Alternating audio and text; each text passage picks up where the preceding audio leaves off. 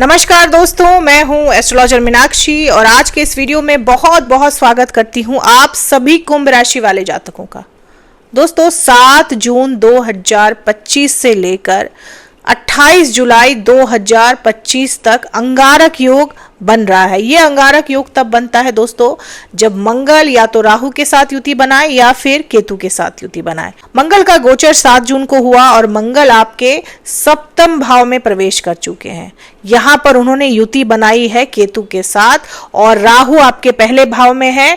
इस तरह से अंगारक योग का निर्माण हो रहा है आपके 7वें भाव में यानी सिंह राशि में। मंगल आपकी राशि में आपके कर्म भाव के स्वामी है यानी कि आपके 10वें भाव के स्वामी है और आपके तीसरे भाव के स्वामी है यानी पराक्रम भाव के स्वामी है। और फिलहाल वो अंगारक योग बना रहे हैं आपके सप्तम भाव में, जो कि आपके विवाह का भाव होता है, आपके दाम्पत्य जीवन का भाव होता है, आपके पार्टनरशिप का भाव होता है, आपके डेली वेजेस का भाव होता है। मंगल की दृष्टि आपके पहले भाव पर रहेगी, आपके 10वें भाव पर रहेगी और आपके तीसरे भाव पर रहेगी। तो इन सभी भावों पर भी मंगल और केतु की इस युति का प्रभाव पड़ेगा। सबसे पहला और महत्वपूर्ण प्रभाव जो आपको आपके जीवन में देखने को मिल सकता है 28 जुलाई तक, वो है आपके दाम्पत्य जीवन में समस्याएं बढ़ सकती हैं, क्योंकि मंगल सप्तम में ऐसे भी दाम्पत्य जीवन के लिए अच्छे नहीं माने जाते और जब वो केतु के साथ रहेंगे तो बहुत बड़ी बड़ी समस्याएं आ सकती हैं आपके दाम्पत्य जीवन में।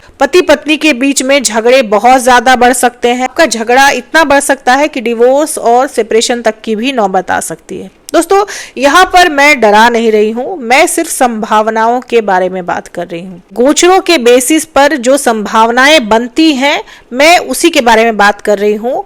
तो यहाँ पर डरने और डराने वाली कोई भी बात नहीं है। संभावनाएं बनती हैं, सतर्कता आप रख सकते हैं। सप्तम भाव में मंगल केतु की युति वैवाहिक जीवन में बड़े बड़े उथल पुथल ला सकती है। आपके दाम्पत्य जीवन में गलतफहमियां, धोखे बढ़ सकते हैं, इसकी भी संभावना बढ़ जाती है। पार्टनरशिप में अगर आप बिजनेस करते हैं तो भी आप परेशानी में पड़ सकते हैं। आपका पार्टनर या तो आपके साथ धोखा कर सकता है या फिर आपको पार्टनरशिप के बिजनेस में घाटा उठाना पड़ सकता है।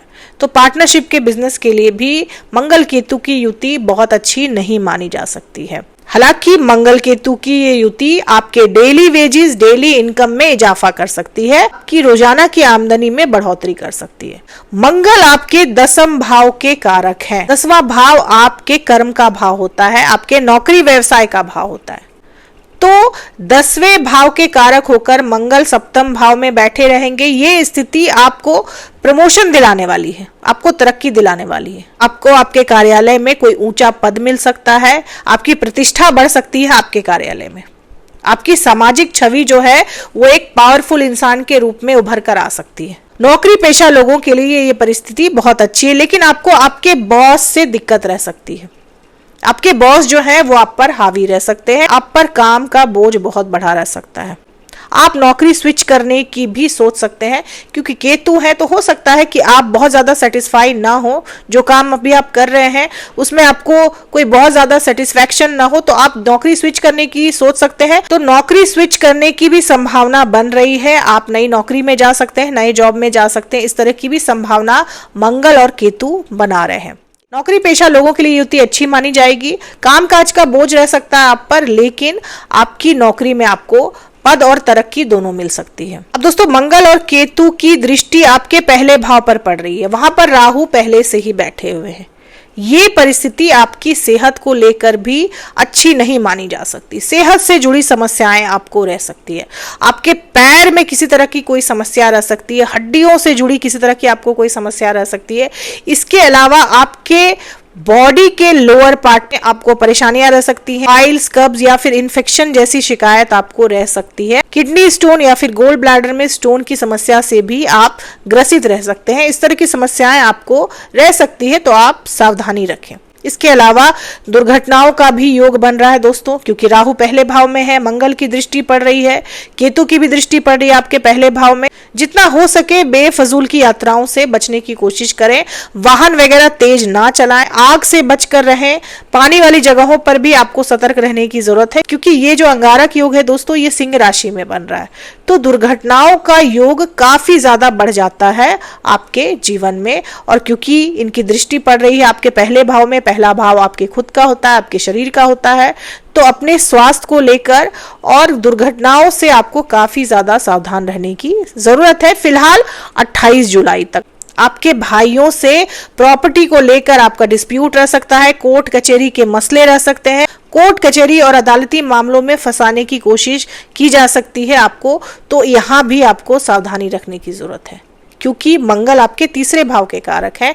तीसरा भाव आपके भाइयों का होता है, आपके पड़ोसियों का होता है। तो कहीं ना कहीं इनकी वजह से आप समस्या में पड़ सकते हैं, इनसे परेशानी हो सकती है, झगड़ा हो सकता है, डिस्प्यूट हो सकता है, खासकर प्रॉपर्टी या फिर भूमि को लेकर हो सकता है, क्योंकि मंगल भूमि के कारक, मंगल भाइयों के भी कारक हैं। तो भाइयों से प्रॉपर्टी को लेकर डिस्प्यूट हो सकता है, इसकी भी संभावना। गुप्त शत्रुओं से भी सावधान रहने की जरूरत है। आपके करीबी आपके खिलाफ षड्यंत्र कर सकते हैं, आपको नुकसान पहुंचाने की कोशिश कर सकते हैं। तो जितना हो सके ऐसे लोगों की पहचान कर उनसे दूरी भी बना लें और सतर्क भी रहें। किसी पर भी आंख मूंद कर भरोसा नहीं करना है, खासकर रुपए पैसे के मामले में। किसी को भी उधार ना दें, ऐसी मेरी हिदायत है। अगर आप किसी को उधार देंगे तो शायद ही ये पैसा आपको वापस मिले।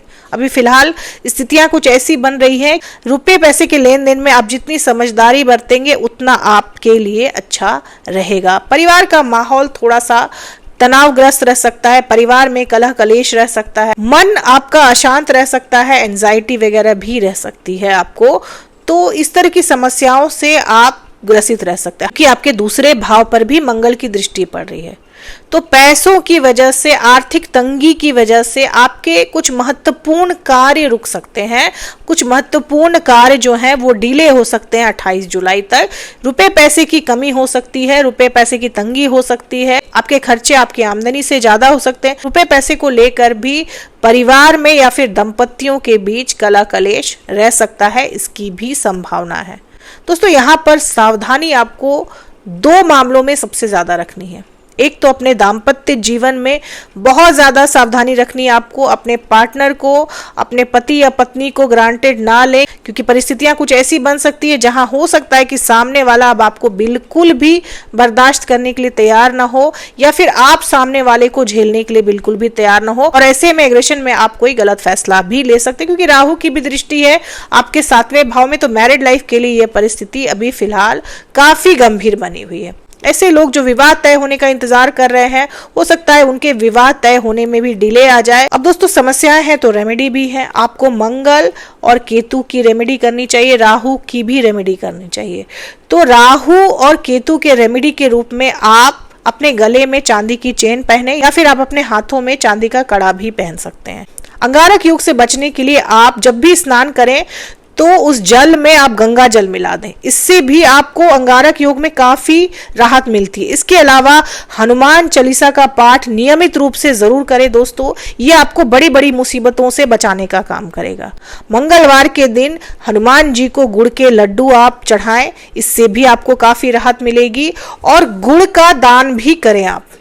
मंगलवार या फिर शनिवार के दिन आप किसी भी मंदिर में जाकर आप गुड़ का दान करें, या फिर गरीबों को गुड़ का दान करें, इससे भी आपको राहत मिलेगी। इसके अलावा आप जब भी घर से निकले तो गुड़ खाकर निकले। कोई भी जरूरी काम करने के लिए आप घर से निकले या फिर ऐसे भी यात्रा वगैरह पे निकले तो गुड़ खाकर निकले, इससे भी आपको काफी हद तक राहत मिलेगी।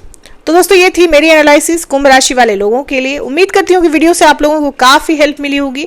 अगर वीडियो से हेल्प मिली हो तो चैनल को सब्सक्राइब करें, लाइक करें, शेयर करें, कमेंट करें और बेल आइकन जरूर दबा दें दोस्तों। तब तक के लिए जय माता दी, जय श्री राम।